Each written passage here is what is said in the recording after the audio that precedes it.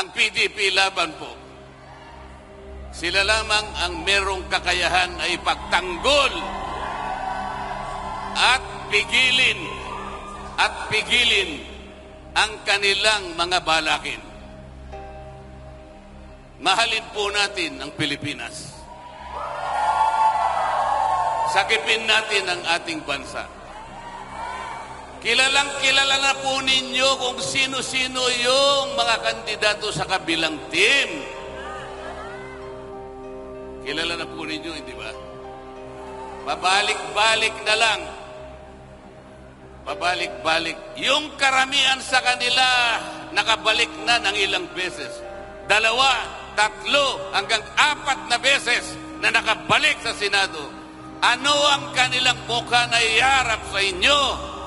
Anong mukha ang iharap sa inyo? Kailangan po ninyo silang tanungin. Paglapit po, ang totoo niyan, hindi po sila lumalapit ng personal.